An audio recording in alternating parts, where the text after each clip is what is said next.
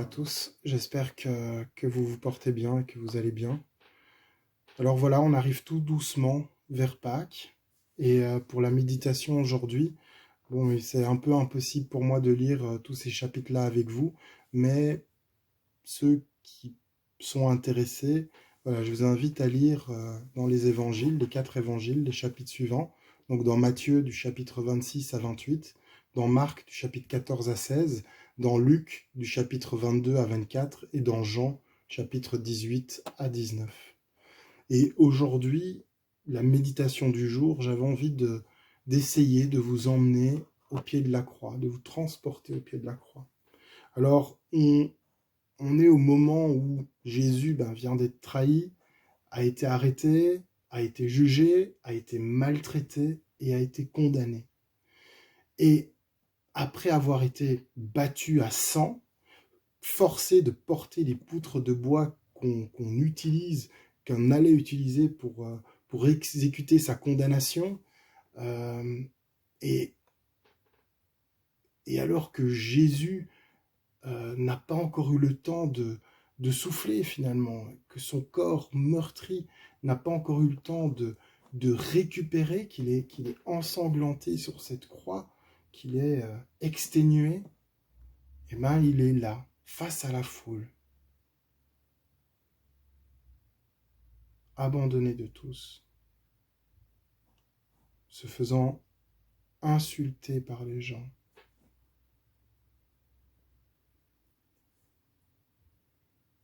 Et alors qu'il est là, tout seul, abandonné, moi je me suis posé la question, et finalement, mais où étaient tous ceux qui l'avaient accueilli comme roi? Où étaient tous ceux qui se sont tournés vers lui pour implorer son aide? Tous ceux qui écoutaient ses enseignements? Tous ceux qui ont été transformés à son contact? Où étaient ses disciples, ses fidèles, ses 12?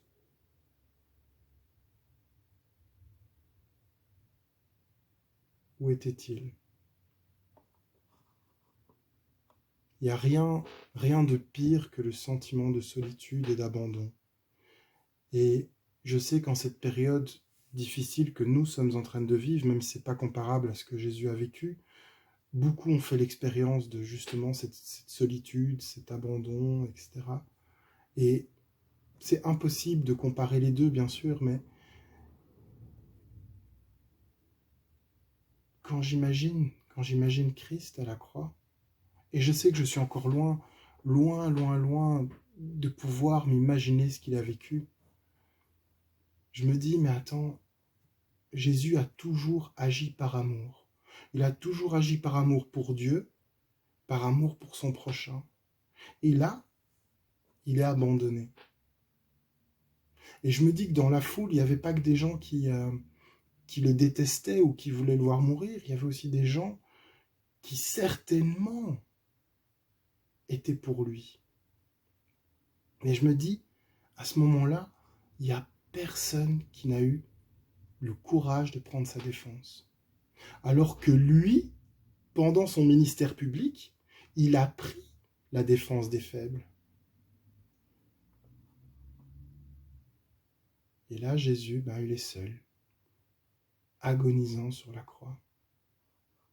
Alors je sais, aujourd'hui, lorsqu'on lit les passages sur la crucifixion de Jésus, on a un certain recul, on ne ressent pas toute l'intensité émotionnelle de ce qui s'est passé du moment, on a une certaine distance, et puis on se demande comment parfois c'est possible certaines choses, parce qu'on ne comprend pas, ou voilà, comme je dis, on a le recul nécessaire, mais à l'époque, au pied de la croix, pour les témoins de la scène, que l'on soit disciple de Christ ou non, lorsqu'on regarde Jésus, il ne ressemble pas à un vainqueur. Il est ensanglanté, il est cloué à une croix, il est en train d'agoniser, on est en train de se moquer de lui et il ne réagit pas. On crache même dessus. et il ne réagit pas. Jésus ne ressemble pas à un vainqueur. Je vais même aller plus loin. Même les 12 apôtres, ses plus proches disciples, eux qui ont vu les miracles, eh ben, ils étaient dans le doute, le chagrin, la crainte. Je pense à Marie, sa mère, qui devait être complètement dévastée de voir son fils là, à la croix, souffrant, passant par de telles souffrances. Il devait y avoir des disciples de Christ dans la foule, des personnes qui l'ont suivi, qui l'ont vu faire des choses incroyables, qui ont été à ses côtés. Ils doivent être étonnés, ils se disent, mais que se passe-t-il ? Là, ils perdent tout. Jésus est en train de mourir, ils perdent tout. Leur Seigneur, leur Maître, leur Guide. Je pense aussi que dans la foule, il devait y avoir certains qui étaient soulagés et satisfaits de ce qui était en train de se passer, parce que Jésus avait des détracteurs. Il devait même certainement avoir le sentiment du devoir accompli.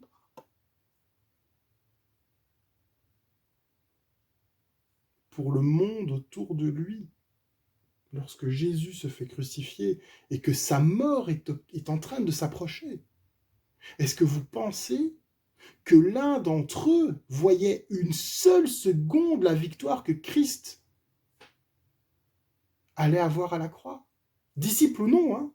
Est-ce que vous pensez que l'un d'entre eux était en train d'entrevoir la victoire?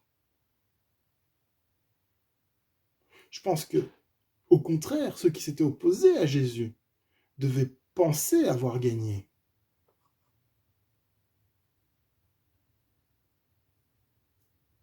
Alors que c'est tout le contraire qui est en train de se dérouler.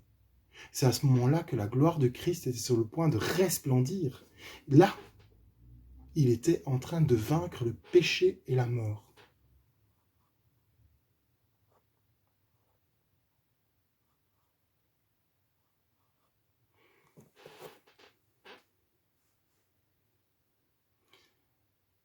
Et vous savez, j'aime bien faire des parallèles entre la vie que l'on mène et les enseignements de la Bible, tout comme l'impression que la foule avait en regardant Jésus à la croix.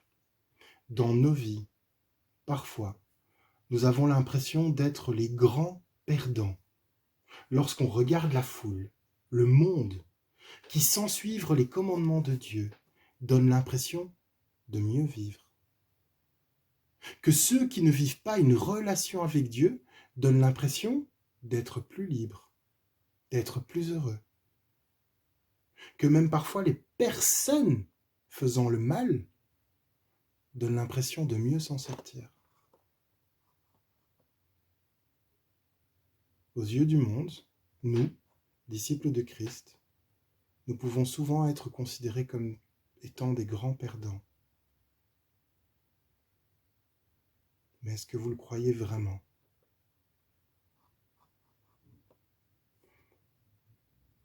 J'aimerais vous demander, lorsque cela arrive,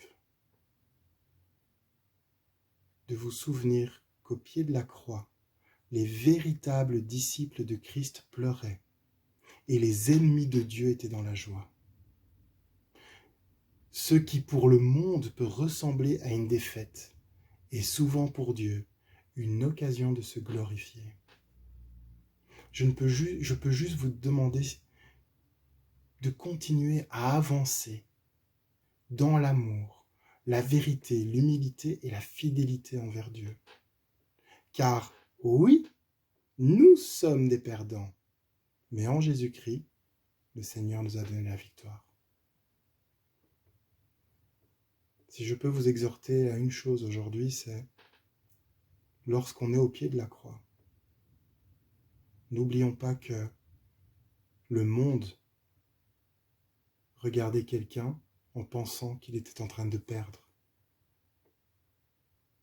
alors que le Seigneur était en train de le faire gagner une grande victoire. La victoire. Soyez bénis. Amen.